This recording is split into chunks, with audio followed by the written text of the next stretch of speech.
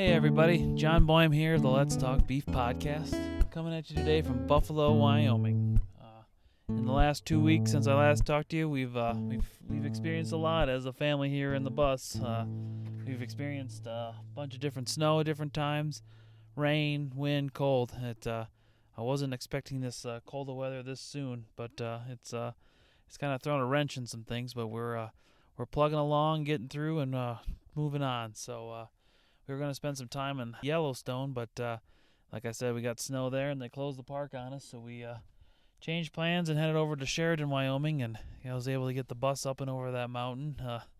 She had to work at it, that's for sure, but she came through and made it over for us, but not before she was having problems too, so we've had some bus problems as well in there, so changed out both fuel filters, and hopefully we can get her going right now. I think maybe I got a bad batch of fuel in there at some point, and she's been struggling to start, but I think we'll be all right now. Got some new fuel in there, got the new fuel filter, so I think we'll be all right. But we'll find out for sure tomorrow when we head over to our next ranch over by, I think, Spotted Horse, Wyoming is where we're going next. But then after that, we're actually heading down to Colorado.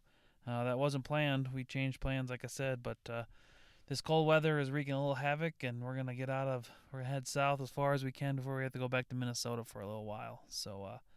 That's where we'll be here coming up in the next 2 weeks or so. But hopefully the podcast is on schedule now. I'm kind of trying to rope it into every other week, every other Monday. So that's the plan going forward, and hopefully I can keep going with that, which I think I should be. So, but this week on the podcast, we're going back down to Georgia, where I was last June.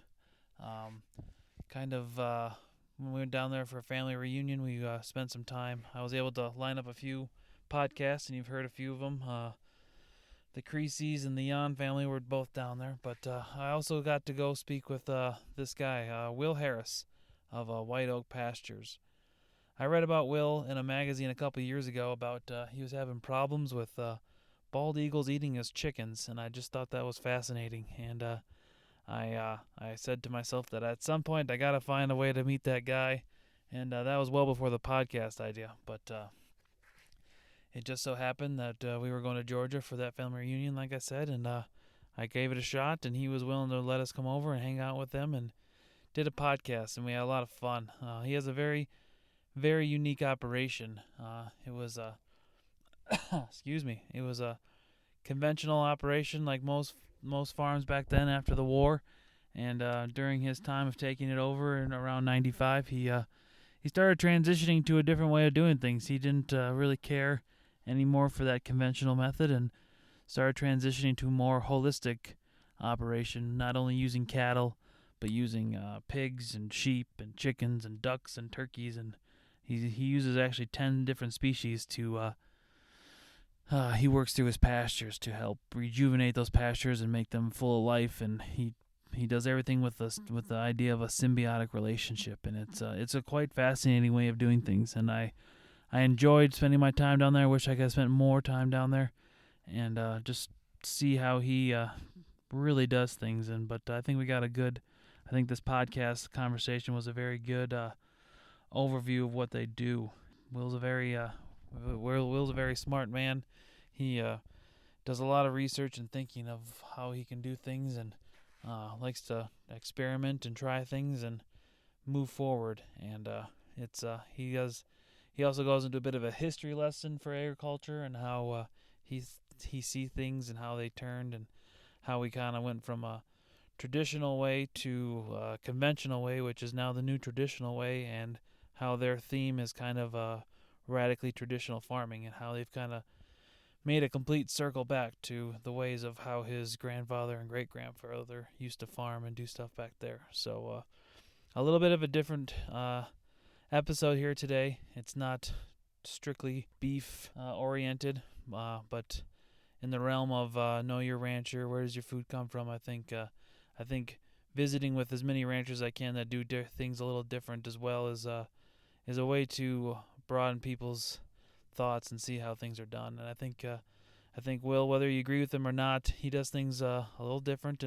but he does what works for him, and that's what we have to remember here, is that just because you do it one way doesn't mean it's going to work for the next person. It's a big world, and we got to find a way to make all this food and make people enjoy what we're producing.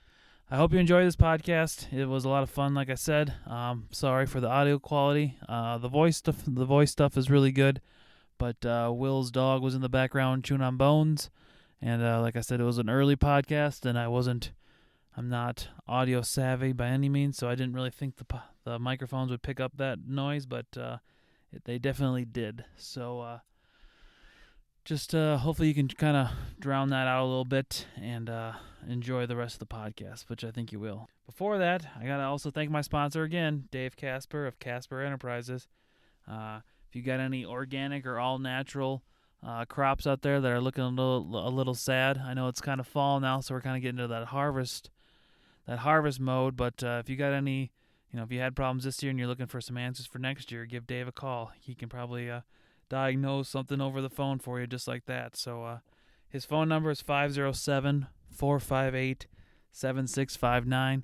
Tell Dave that you heard about him on the Let's Talk Beef podcast, and he'll be willing to help you no matter what. So Dave's a good guy. Give him a call if you need some help. So thanks for Dave and his sponsorship. But now the podcast is here he is, Will Harris of White Oak Pastures. Do enjoy. Thanks. Who is Will Harris and what is White Oak Pastures? I am Will Harris. Yeah. My farm is White Oak Pastures in Bluffton, Georgia. It is a multi-species, multi-generational, vertically integrated farm. We pasture raise cows, hogs, sheep, goats, rabbits, and hand butcher them here on the farm. Pasture raise chickens, turkeys, geese, guineas, ducks, and pasture and hand butcher them here on the farm. There's eggs, honey, vegetables, and a lot of little ancillary businesses like the pet treats and we try to operate as closed cycle and find utilization in everything, zero waste. So that's who we are and what we do. Okay. I guess how did White Oak start? What's the history of when did it originally start to now? I mean, how long is that? Who ran it from beginning to now? My great-grandfather had a farm about 80 miles from here. Okay. And he was a young cavalry captain in the Civil War for the South. And he, towards the end, when the South was out of resources, he financed his own cavalry unit, borrowed money on the farm he had, and lost the farm because he couldn't pay the money back because the war didn't go quite like he thought it might. So he came to Bluffton in 1866. He had an uncle who was a medical doctor here that started him over on our farm. And his name was James Edward Harris. Mm-hmm. His son was my grandfather. He was Will Carter Harris. His son was my dad, Will Bell Harris. I am the fourth generation, Will Harris the third, no middle initial. No middle initial. And my daughters, two of my three daughters, and their spouses are now running the farm. Mm-hmm. Yesterday, I got here and you took us around, and you asked me what the name of the podcast was, and I said it's called Let's Talk Beef, and you were a little surprised by that in being kind of beef-based, and you said that you didn't consider yourself a cattleman per se. What do you consider yourself then? I consider myself, I used to be a cattleman. I only raised cattle. My thinking has evolved, and today I think of myself as a land steward and a herdsman. We buy, lease, acquire land, and run multi-species of animals, to a great extent depending on what the land calls for. I call it prescriptive grazing, using the animal impact of each species to create the desired context for the land. I do rail against what's called factory farming, and that for me, factory farming is one species A factory farm is not based on size. Doesn't matter how big the farm is, but if it's just one species, I consider it to be industrial farming. If it's a number of different species operating in symbiotic relationships with each other, I consider it to be a natural ecosystem and better. So this whole idea of holistic farming pasture, when did that start? I started evolving in my thinking in the mid-90s. I graduated from the University of Georgia in 1976 in animal science, came home and raised cattle monoculturally for 20 years, and started slowly, gradually changing things. And so I guess it's been evolving for the last 20 years. What about conventional farming didn't you like that made you start thinking that way? I became, by that time, I guess I was in my 40s, and the unintended consequences of the way I was farming became increasingly noticeable to me, and I didn't like it. And so I started looking for the source of what was causing the unintended consequences that I didn't like. And that caused me to move away from the industrial commodity model that I was participating in, I was a part of. Yeah. Being here at your general store and stuff, everybody on staff seems to be wearing white Oak Pasture t-shirts and whatnot. And on the back it says, radically traditional farming. I guess, I really like that phrase. It's a neat phrase. Where did that come from, or who thought of that, or how did you incorporate that? Well, my daughter is the one that came up with that, and I kind of like it too. Yeah. I guess what I do now is really traditional farming, and the changes that we made to industrialize, commoditize, centralize, starting after World War II, was kind of the new way of farming. But after 70 odd years of farming that way, that's become the old way. Yep. And so when she came up with the concept of what we're doing is radically traditional, everybody liked it. Yep. So that kind of became our, tagline, motto, my generation would call it. Yep. Well, that's a good one. Speaking of your daughters, what's it like having two of your daughters on the farm working side by side with you? That's the best part of it. Yeah. My daughters, I did not change the way I farm as an inducement to bring my children home. In fact, they were very small children when I started down that path. But one of the unintended consequences of these changes that has been very good is the fact that it created a lifestyle that two of my three children found to be attractive, and came home and brought their spouses with them. So that's the best part. Yeah. In their growing up, did you expect them to come back at all, or just not that you expected them to I expect you to come back? But no, I think it's fair to use that word.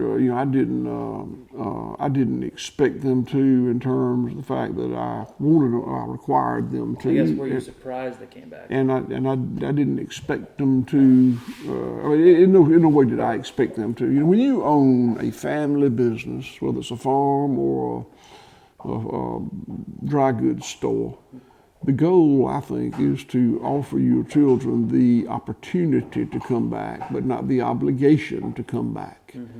In my case, I never, one day in my life, wanted to do anything other than run this farm. As a little boy, I didn't want to be a fireman or an astronaut or a baseball player. I wanted to run White Oak Pastures. Yep. And so my die was cast, hardwired into my DNA. My daughters, it was not like that. They were raised, like girls in the suburbs. They were raised on the farm, certainly, but they went to gymnastics and ballet and piano lessons and all those things. And my daughters didn't know how to drive a tractor. They'd ridden with me on the tractor, but they hadn't driven it, and didn't demonstrate that inclination. And I'm sure that of the 4 children and in-laws that are here, only one of my in-laws would have chosen the way I used to farm, industrial cattle production. The rest of them just wouldn't have come back. Yep. But the lifestyle that this production system, radically traditional farming, offers was attractive to them. Mm-hmm. So this radically traditional farming you transitioned to. So that meaning that I think it was your father transitioned to the conventional way. Correct. When did he do that? And kind of, was it just kind of the times and that was everybody's doing, so that's kind of what he followed, or why did he choose that path at that time? No, it was actually absolutely the thing that almost everyone did post World War II. I'm sure, I was born in 1954, so I have no recollection of that era, but I'm sure that whatever few farmers did not transition were rapidly put out of business. Mm-hmm. It was,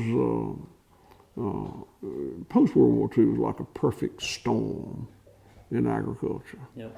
I think if you plotted the progress in agriculture from the time the first man put the first seed in the ground or caught the first animal and domesticated it until 1945, you would see that just not much progress has been made. The steel plow, just a few things. But post-World War II was a game changer. First of all, there was a great need for cheap and abundant food. Europe was starving. Mm-hmm. They just needed cheap, abundant food more than people were producing prior to. The other thing is the technology that was brought to bear for the war effort. So much of it could be repurposed for agriculture. 2,4-D was one of the first pesticides, herbicide and it was actually a derivative from the nerve gas effort.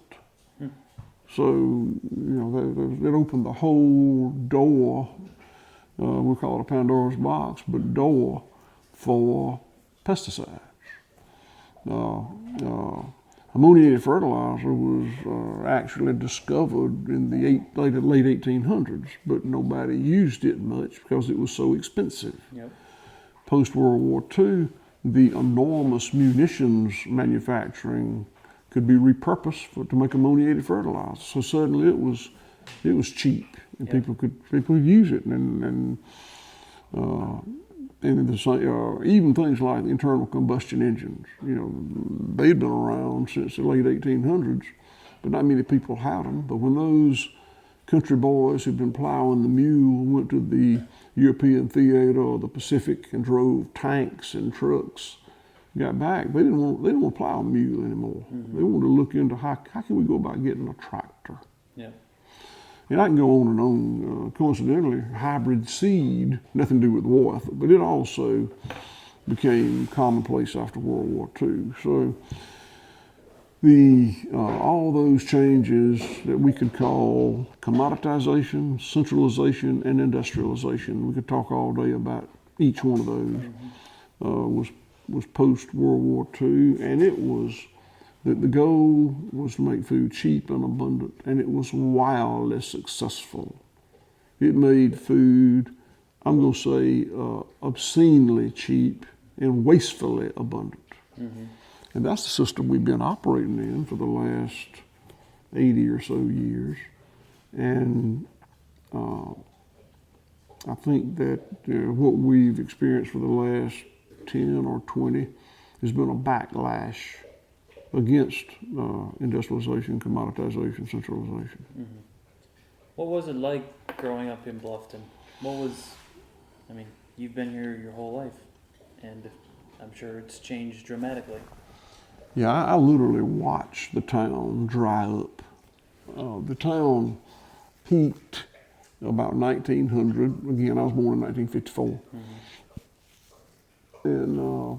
And I think it was a thriving little trade center for this part of the country. It would have been the trade. It only had a population of less than 400, but it would have been the trade center for 10,000 people if you do the math with 40 acres and a mule. My earliest recollections of Bluffton would be the late 50s, early 60s, and it was still a town then. You could get up a offense and defense football game anytime you wanted to. Enough little kids here that you could put together a football game any Saturday afternoon. Yep. So a number of stores were still here. A bunch of them had closed, but a number of them were still here. But then in the 70s, 80s, by the 90s, it was completely changed. There was the only thing you could buy in Bluffton was a postage stamp. No stores, nothing. A post office that was open a few hours a day.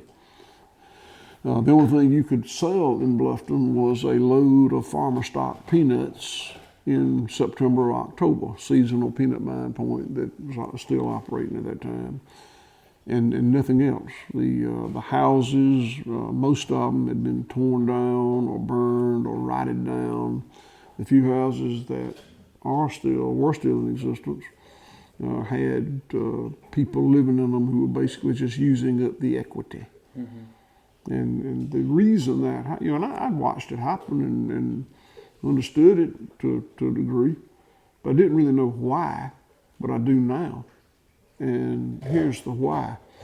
Industrial commodity centralized farming caused this town to be irrelevant. Nobody needed it anymore.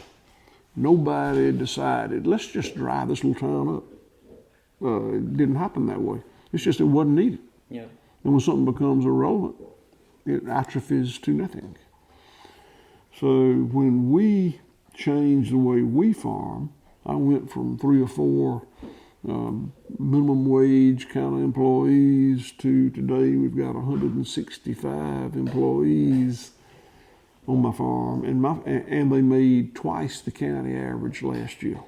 Their average earnings were about twice the county average, and they needed a place to eat, a place to sleep, a place to drink, a place to play, a place to buy. So it caused the town to again become relevant, and we are on our way to becoming a very nice little village. It's just pleasant here. Mm-hmm. A lot of young people. You can't quite get up an offense-defense football game yet, but you will be probably in my lifetime. Yeah. You go to school at University of Georgia, come back, start farming with your dad. You take over around. How long did you farm commercially yourself before you started transitioning? So about 20 years is the answer to the question. When I got back from Georgia, my father was running the farm. He was still industrially, and that's the only way he wanted to do it. And I loved it. I mean, I was still very industrial minded. But my father and I struggled to work together. He was an only child born in 1920. I'm an only child born in 1954. And we were like best friends and business partners and father and son and brothers. And we really loved each other. We could hunt together, fish together, eat together, drink together. We could not work together. Mm-hmm. It could get pretty ugly pretty quick. Yep. So I had to get a job, and I did. I got a job with a regional cooperative called Gold Kist. It's no longer in business. And I became regional manager for Gold Kist, but I always lived on the farm and I always worked on the farm. I could work on the farm, I just couldn't work for my daddy. Yep. But I farmed that way for 20 years. By the mid-90s, my father had dementia, and I had fully taken over the farm. So I farmed industrially for 20 years, and I farmed in this more holistic manner for the last 20 plus years. What would your dad think of this, what you're doing now? I don't know. I think about that all the time. My father was he did not have a lot of education. He was a really smart guy and a really good businessman. And one thing he would not have liked is he was very debt adverse. He would not borrow money, and I borrowed $7.5 million in a very short period of time to build those processing plants. So that certainly would have been displeasing, and he would not have let me do it if he were in control. But the rest of it, I think he'd like. I think he'd love seeing Bluffton come back to life. I think he would love seeing all these multi-species living in symbiotic relationships on the farm. Yep. I think he'd enjoy these 165 really good employees that we work with every day. I think he'd appreciate the fact that the farm is well over tripled in acreage. He would like those things. Yeah. Well, you start transitioning in '95, and where does that start? Is it just you stopped using antibiotics, hormones, pesticides, fertilizers? Is that where it starts, and then start from there? It is. It is. The first thing had to do with the animals. I ceased to use hormone implants and subtherapeutic antibiotics, and I ran a feedlot and I fed a lot of corn and soy to cattle, total TMR, total mixed ration. Yep. And then I just quit doing those things and started, what has come to be called a grass-fed program. Yep. That term was not real commonly used back then, and I like that. So I ultimately focused on the land. That was a focus on the animals. I focused on the land, ceased to use chemical fertilizers and pesticides and tillage and later GMOs. That was not such a big deal in the mid-90s. We just started to hear about it a little bit. And the third leg of the stool, there's the animals, the land, and the community. The third leg is the community, and that was never intentional. Yep. The changes to the animals and the land was very intentional and deliberate on my part. What happened with the community was not planned at all. It's just a very pleasant, unintended consequence of the other changes we made. Okay. You got cows already. You're transitioning to no antibiotics, hormones, fertilizer, pesticides. When does the next animal come into play? When do you start adding species? That's a good question. So when I stopped, I used to put chemical fertilizer on every acre of land every year. I used to use herbicides on every acre of land every year, at least once, sometimes more. And when I ceased to use those tools, things started getting woolly. I really missed the fertilization. I had a lot of plant species showing up in the pastures that the herbicides had kept in check. We talked about flies yesterday. I sprayed or dusted cattle just about every week during the warm months. And I quit using it. So the monoculture of cattle started falling apart when I ceased to use the tools that science had given us to hold it together. Mm-hmm. So the first thing we did was bring sheep in which now my father certainly wouldn't have allowed that. He called sheep pasture maggots and didn't like them. He never owned a sheep. I don't know where that came from, and I don't get it because I think the sheep and cattle work beautifully together. Yeah. But I was trained that they don't, but they do. So they ate a bunch of the species. I brought hogs in. They do a great job in the woods. Goats do a really good job with the browse. We got a bunch of forbs coming.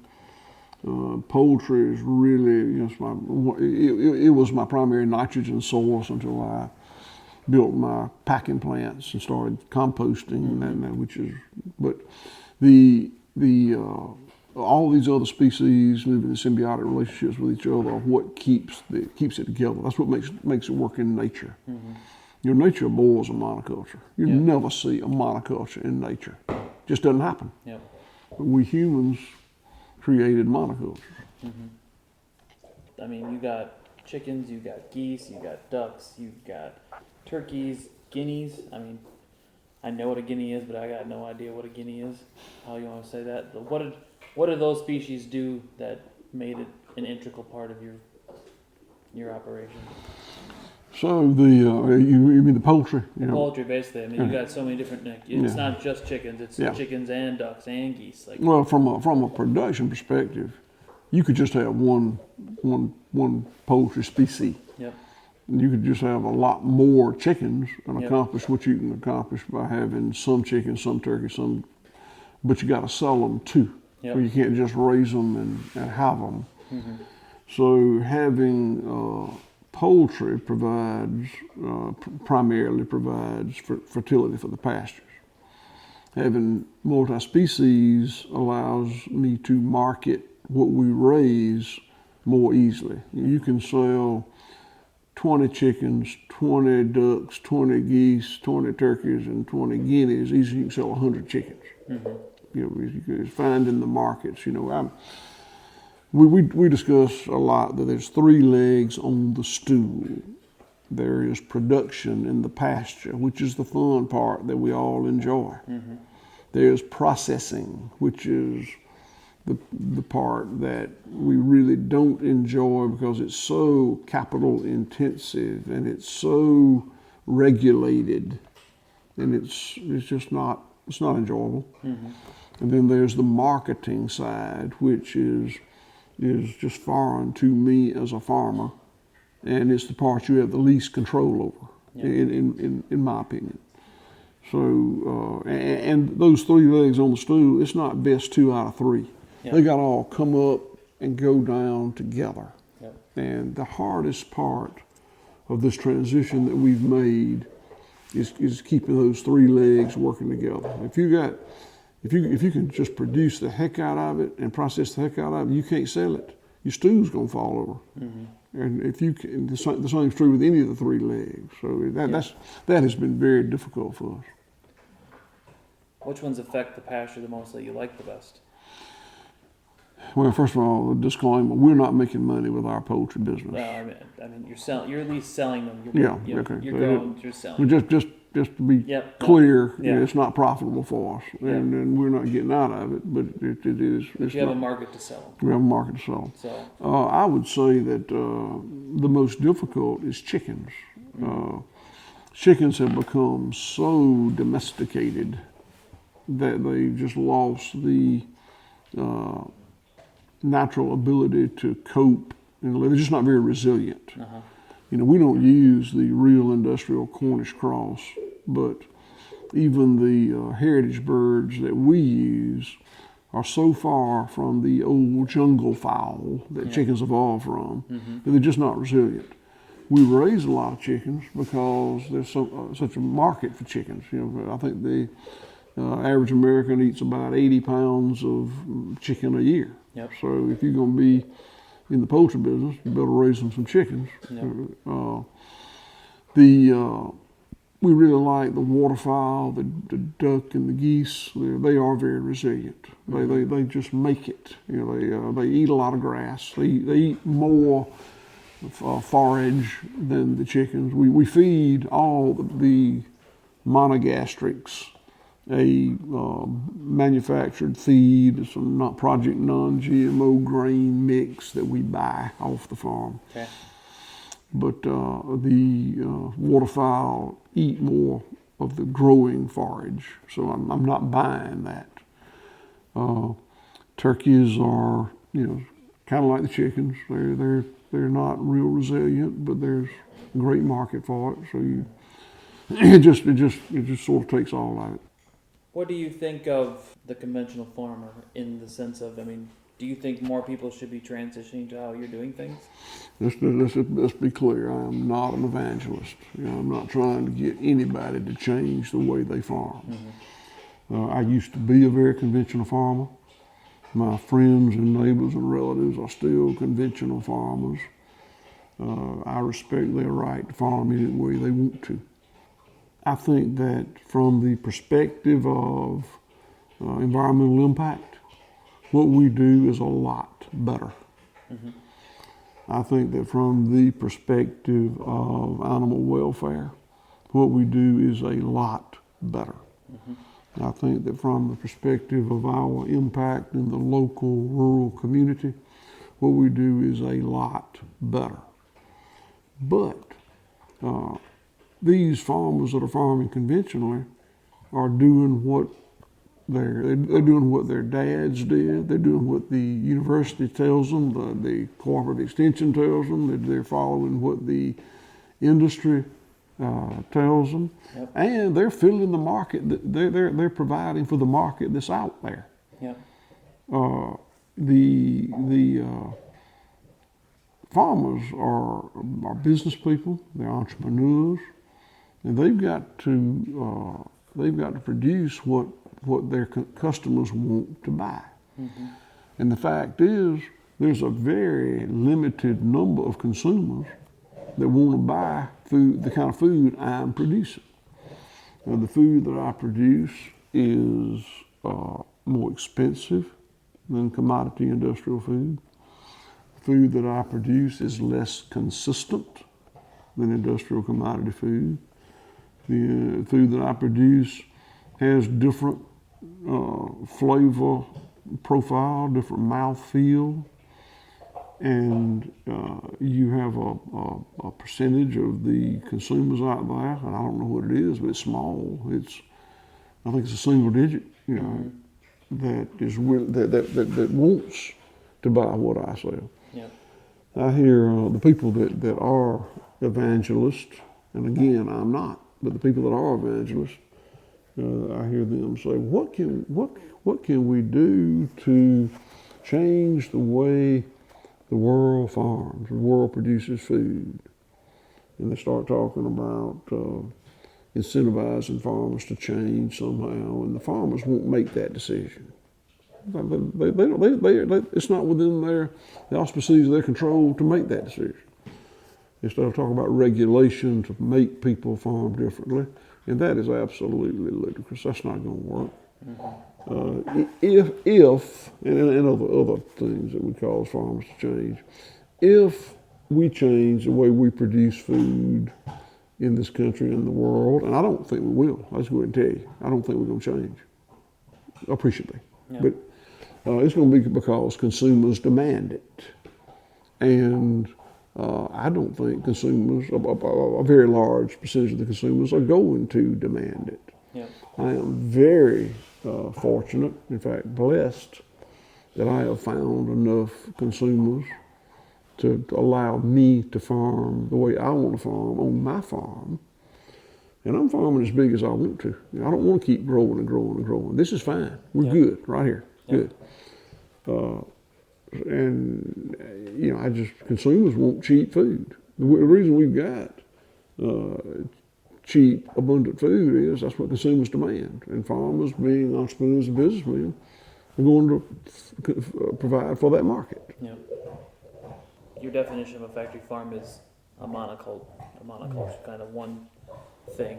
Conventional farming, can organic farming, grass-fed, non-GMO, can they work together? Will they work together? Is that too much? Still all agriculture, so shouldn't we be working together in that aspect, or is it too? Absolutely, and the problem is not farmer to farmer. Let me just tell you that. Yeah.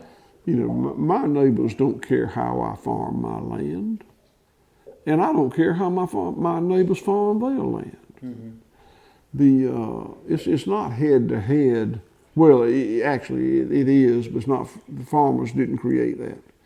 The problem, the controversy, adversarial relationship, was created by multinational food companies who want to market their processed foods as being great for the environment, great for animal welfare, great for rural America. And when people like us farm differently, they want to greenwash their product to make it look like ours. And when they do, they devalue what we do. They tell lies about the commodities that they make their product out of. In the position they put me in, I can silently take it and just accept it, or I can overtly, aggressively explain the differences in how I farm and how industrial commodity agriculture is run. Yep. And when I do that, then I'm viewed as slamming other farmers, and I'm really not. Now I'm explaining the difference. Yep. I respect industrial farmers. I used to be one. I don't want to be one anymore, but yep. I like what I do. But I'm not trying to get them to convert. I'm not being critical of them.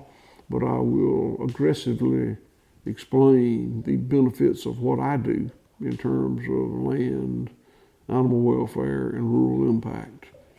And I don't have to do that for the farmers. I got to do it to combat industrial food companies lying. Have you talked to food companies about that, or do they reach out to you in any aspect like that? No, I think you probably know the answer to that. I had to ask just Yeah. to see. Has anybody strongly said that you're criticizing the way they do things? Never. Never. I mean, if someone says, if someone asks, like I can't think of an instance, but it probably this happened, and maybe it could happen. Someone says, "Why did you say that?" And I just tell them, because here's the ad I was responding to that was by this industrial, multinational, huge food conglomerate in which they said this, and it's just not right. So I challenged it. Yep. And I challenged it because their mistruth devalues what I do. Mm-hmm. And I don't, that's just not been an issue with my friends and neighbors. And we've competed on land. The piece of land comes for sale. I'll bid to buy it or lease it, and they will. And somebody's going to win, somebody's going to lose. I have won, and I have lost, both. Yep. So that's always competitive, but not the philosophical competition. Mm-hmm. You said earlier that you don't think that consumers will demand change for the way we make food now. Say that population decided that they do want more food your way. Do you think the conventional guy can change quickly enough?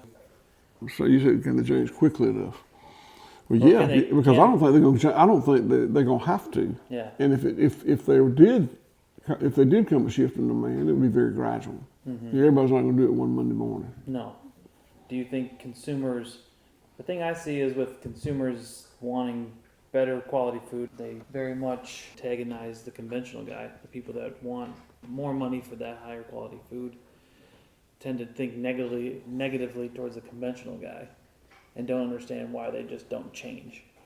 Conventional guy can actually change, or is it too expensive, or is it too slow of a process to actually make that transition? I think there's 2 or 3 questions in that. Yeah, there is, for sure. And I can't do it like that. Yeah. So one of the things you said is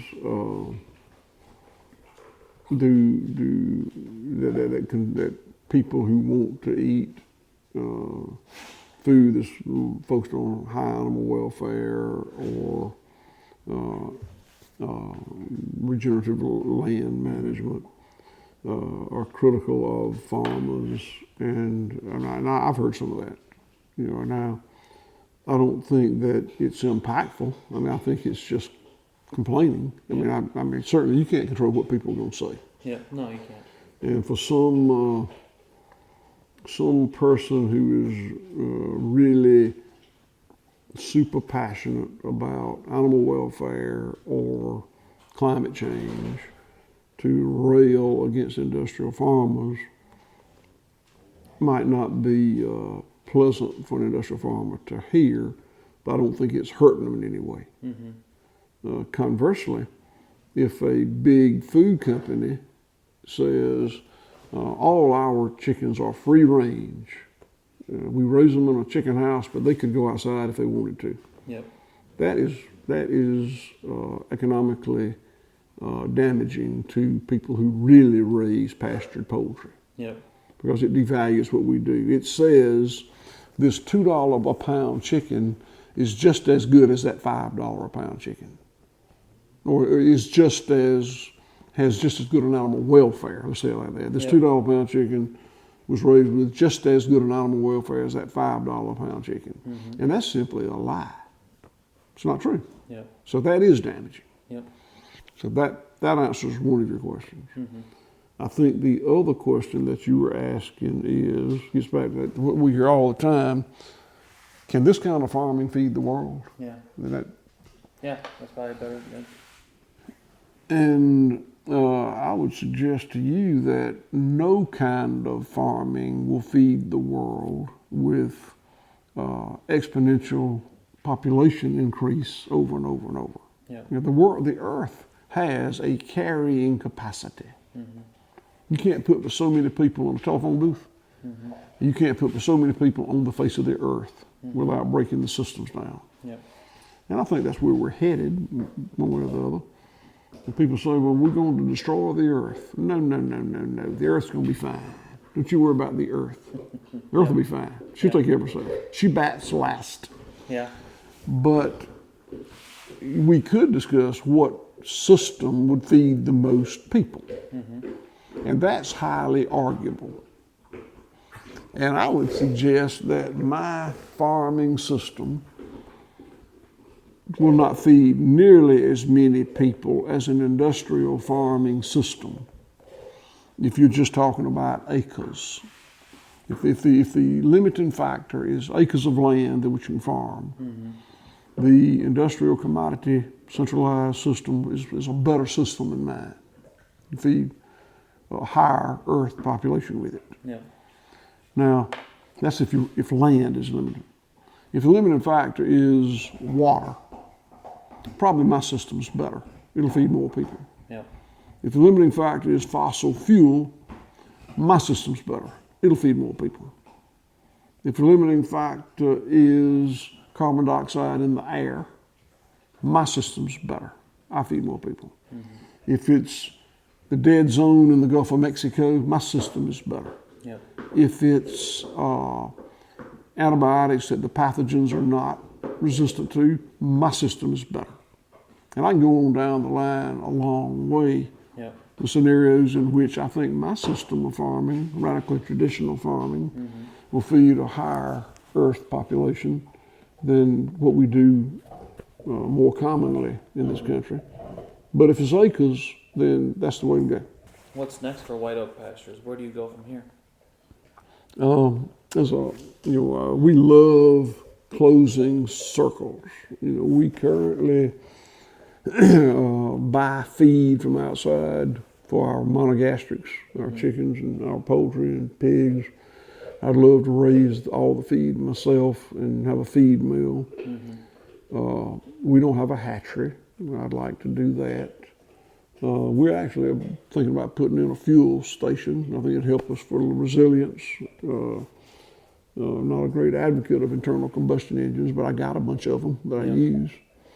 So you think like a gas station in town? Is that what you're saying? Mm-hmm. Okay. We continue to do a lot of things in this town. We've got 165 employees in a town with 100 people, and housing is a challenge. Mm-hmm. We're about to build 6 two-bedroom duplexes for employee housing. We got a long list of things we want to do. We have learned that there's money, management, and time. It's not the best 2 out of 3. You got to have plenty of all 3 of them before you jump on a project. Yep. Project-wise, there's a really large solar installation going in. In fact, 3 of them. Total about 4,000 acres of land right around my farm. And a great bunch of folks from Silicon Ranch is the name of it, from Nashville. And we are working on grazing, handling their vegetation and erosion control mm-hmm. using our animal impact, mostly sheep and poultry. Okay. And that's really exciting. And that would double the size of the farm. Huh. And you're actually adding more, you said yesterday you're adding more solar panels yourself out at the processing center. We are. Our processing plants, the red meat and poultry, have one 50,000 watt array that we put in that used to provide about half our power, but as we've expanded, it's down to probably 20%. So we're going to put in another 200,000 watts, it's a total of 250,000. And I think that will make us pretty energy efficient. Mm-hmm. How many employees are out at the processing place?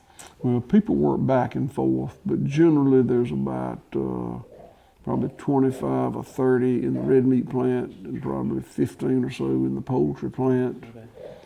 And then our food service is down there, and that's about another dozen or so people. And the egg processing is down there, and that's 4 people. And then again, people work back and forth. One of the reasons people really seem to like working here is that they don't. It's just not an assembly line. You may be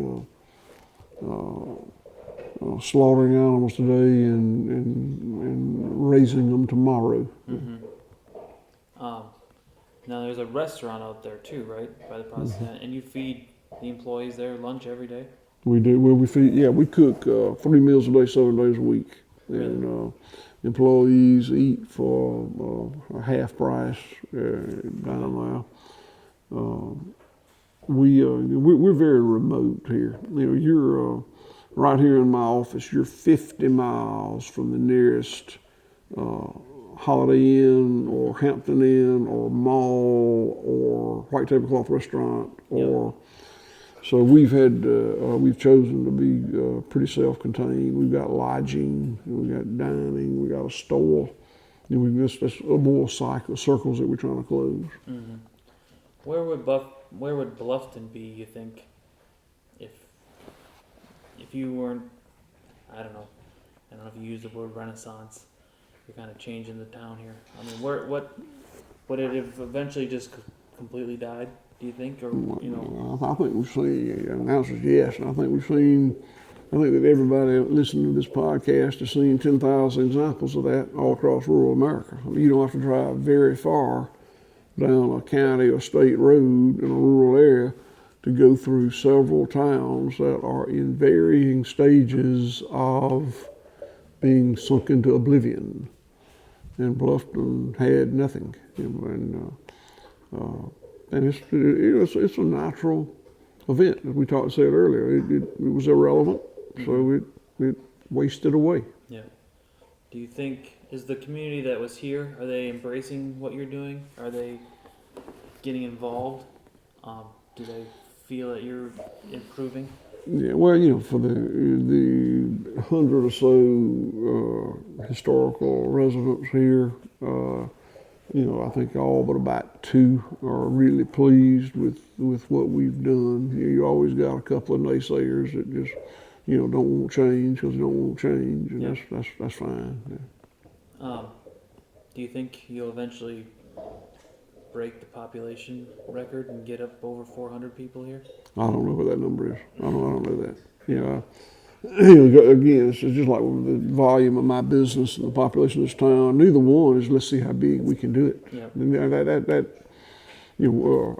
We don't care about size. We care about resilience. Mm-hmm. What does it need to be to work well in perpetuity? Yeah.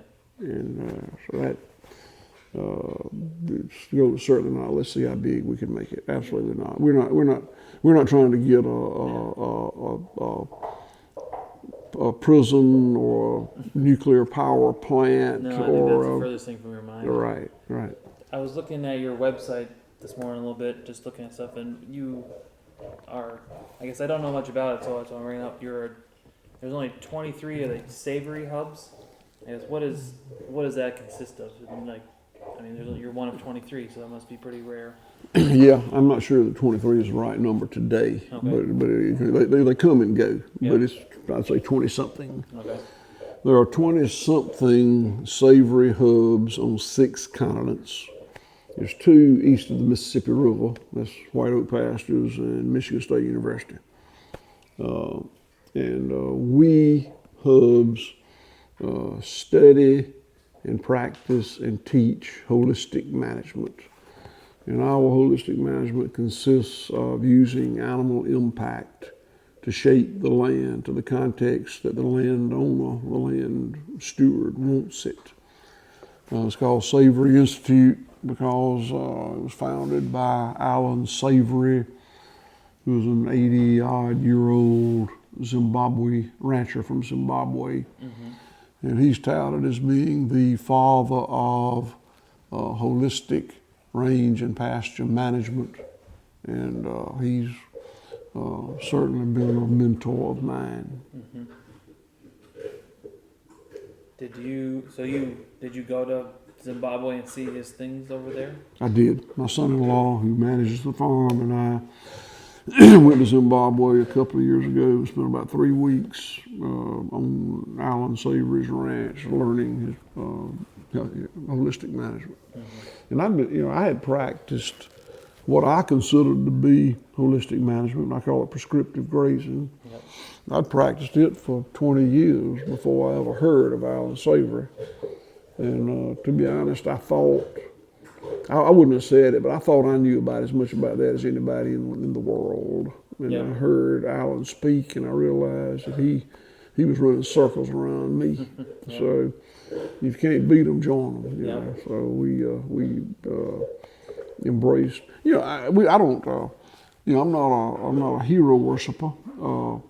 Alan's experiences in Zimbabwe, a very brittle environment, probably 12, 14, maybe 20 inches of rain a year. I'm in a very lush ecosystem in South Georgia. We get 50 odd inches of rain a year. Mm-hmm. You and I were out in an inch and a half pour last night. It did pour last night. So, and our rainfall, we're blessed here. 50 odd inches of rain a year, and it comes fairly evenly over the 12 months. We don't have a monsoon and dry season. We never have snow. Minnesota boy, we never have snow. You missed out this winter. I'll tell you that much. So, it's a really great place to raise animals on pasture. Mm-hmm. So, When you acquire new pasture, do you have the same system for every pasture, or do you go and do say it's row crop, and you're going to turn it into, can you go out there and just say, I need to start with, this needs the pigs over the goats, or do you have a set start and finish, or do you assess the situation and know which animal needs to go in first? well, it is very prescriptive. You got to see what you got and see what you need. Generally, all row crop land. My part of the world is corn, cotton, peanuts, raised monoculturally, but in rotation. Mm-hmm. And all three of those crops are held on the land for different reasons. Corn, they'll put 200 or 300 pounds of nitrogen per acre, which burns up the organic matter. Yep. Peanuts are actually legumes, which is good, but they moldboard plow the land 18 inches, just turn the land upside down, which is just held on the microbial life. Yep. And cotton is maybe the worst. Just of a whole, the pesticides that are put out there are really, really tough. So when I get a piece of land that's had that management system for the last 40 or 50 years, Mm-hmm. it'll be a half a percent. 0.5, 0.5% organic matter. Almost no microbial life. The water aggregation is horrible. Mm-hmm. And we have a prescription that we've worked out for handling that. Yep. If we get cut over timberland, there's a different methodology to bringing it to life. Mm-hmm. If we get abandoned land, there's not much of that, but that's the easiest. Yep. And then what we call hardwood bottoms, you might call it a swampy woods. There's a different methodology. But through experimentation, we've learned what works. Well, through experience, we learn what works. So through your prescription grazing and your compost fertilizer, I mean, what are you looking at for your organic matters now? Like, how much are you gaining?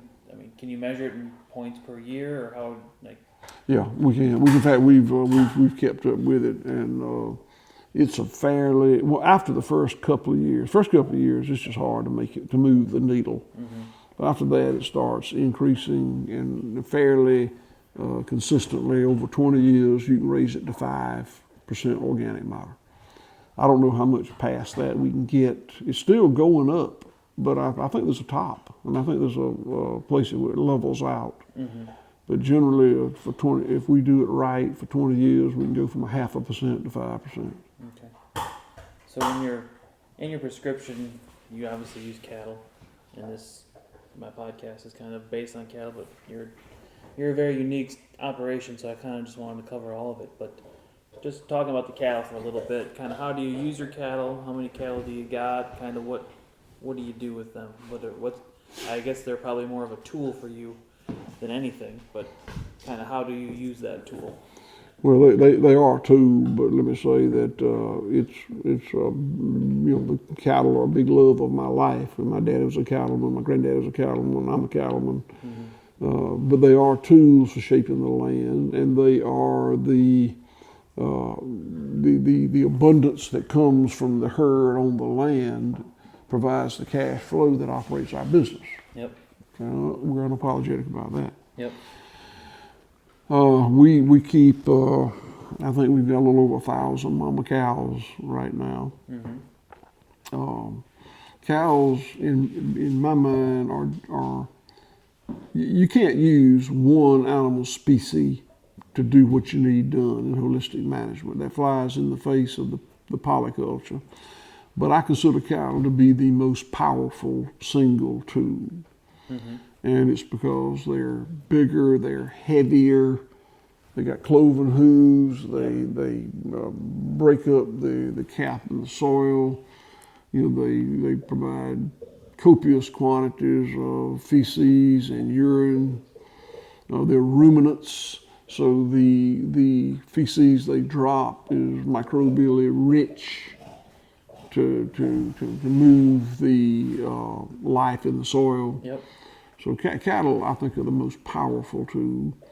I showed you yesterday where we had taken it was 350 acres in that farm, and probably a little over 200 of it is open cropland. That's corn, cotton, peanuts, 0.5% organic matter, And we'll put the big herd of mama cows, which is almost 1,000 mama cows there. And when we rotate the cattle through, we got about a little over 130 acre paddocks. And we rotate them paddock to paddock, moving them just about every day situationally. Yep. But during the time of, from Christmas to March, Okay. Yep. there's not much growing. Got some green stuff out there, but it's just not growing much. Yep. So during that window, we cease to rotate the herd, and we'll feed them haylage. And I always do that on the newest piece of land. I try to add a little piece of land every year, and that's where I do that feeding. I call it hay bombing, and we'll feed 1,500 pound rolls of haylage fed on the ground. I have hay feeders, but I don't use them for that. I put the hay on the ground. Yep. They waste a lot of it. They press it down into the land.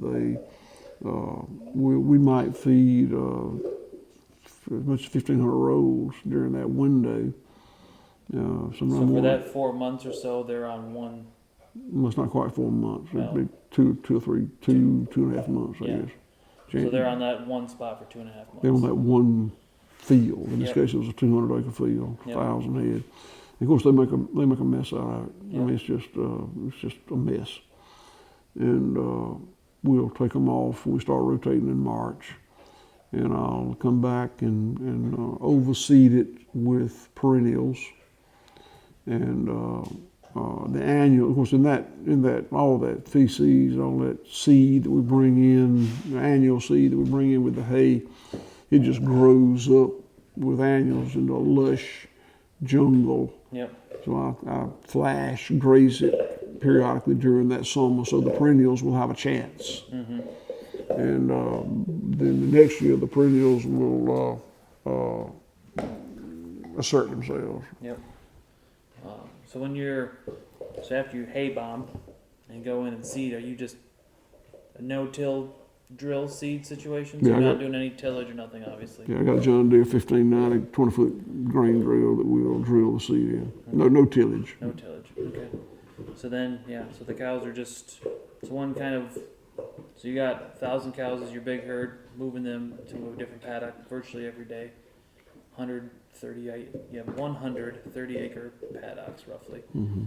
And when are those cows calving? Kind of when's your calving cycle, if you quote? We turn the bulls out February the 1st. Okay. And then so they'll have most of the calves in the winter. Then we'll go through and preg check, pull out the heavy bred cows, keep them with the big herd, light bred cows, put with another smaller herd. Mm-hmm. There'll be a summer calving. So I used to be, like the land grant university textbook, 60-day, breeding window. We used to do a lot of artificial insemination. We did it very much by the book. Yep. And now we do almost nothing that's by that book. Yep. You've written your own book. That writing part is a little hard. I went to University of Georgia. We don't do much writing. No? Okay. We do more coloring. Yeah. Okay, so then you're calving mostly in that winter period. So what are you doing with the calves? So you wean them when, and then where do they go from there? So we'll wean them in September, October, late September, early October. Which leaves them with the mama for a long time, Okay. longer than conventional. But really, I just want to get them off before the next calf comes. Okay. And we'll wean the bull. I don't castrate anymore. We'll wean the bulls and heifers. Keep them fence line, wean them for maybe 3 weeks. Okay. Then we'll put weaning rings in the heifers and turn them back out with their mamas. So that makes a really big herd. Mm-hmm. And that's the reason I do it is I like a small number of big herds because that gives me more rotations within the 100-something paddocks. Yep. The bulls are kept separate. We'll grow them till they're about 2 years old. I don't keep individual birth records, but I know they're about 2 years old. Yep. And then we'll phenotypically, just looking at them, decide who we think would be good herd bulls, pull them out. It's a closed herd. We don't bring genetics onto the farm anymore. Yep. And then we'll slaughter the rest of the bulls. And then we'll slaughter the heifers that we don't. I keep a lot of heifers because we're growing, but and that's situational. How much land you add, how many heifers you keep. Yep. But we keep a lot of heifers. I pull out the ones, obviously, that don't conceive, the ones that I don't like the way they look, that sort of thing. So, so are you processing cattle every day? We do. Every day. How many are you going through every day? Roughly? 25. So we're about 130 head a week. But see, we'll do some sheep and goats and hogs as well. But are those every day too, or is it? No, it's just it's situational. We usually cattle 4 days a week, and then build a species the other day. Mm-hmm. And how about the poultry side? Poultry is a different plant, and we Yep. process every day. Usually only one species, one per day. So like chickens. Oh, about maybe 3,000 or 4,000 birds a week, or whatever species. All right. Well, that's you got quite the operation going here, Will. It was great to see it. I could have spent another 3 days here and just rode around with you. Well, you're welcome. You're welcome to. I would, but it looks like it's going to get really hot here, and I'm probably going to melt. Yeah. You got any questions for me or anything you want to? I really enjoyed meeting you and your family. Great family, and enjoyed your. You make very insightful comments and questions. I've enjoyed that. Well, thank you. I appreciate you coming. Yeah, you were very. Your family was great. They brought us in and talked to us. And I will say that for anybody that's listening, White Oak Pastures is our website, whiteoakpastures.com. And we do have 6 cabins. We're not in the hospitality business per se, but we do have 6 cabins that we lease out for guests. And we do cook 3 meals a day, 7 days a week. And we are fiercely proud of what we do and do enjoy showing it to people. So anybody wants to come, look at the website, and we welcome you. Yeah, I'll put stuff up on my website, directing to yours. And if you're ever in South Georgia and don't want to get away from the heat, come down here because it's beautiful. I loved it. I could spend a couple of days here just looking at cows and chickens and all that stuff. But it was great to be here, and hope to come back some other day. Thank you for coming. Thanks, Will. Appreciate it. And there you have it. That was Will Harris of White Oak Pastures. I hope you enjoyed, and if you did, please take a moment to go check us out on iTunes and give us a 5-star rating. I'd really appreciate it. And also check us out on Facebook, Instagram, and Twitter, and please share it to all your friends and family. So, once again, thanks to everybody. Have a good day.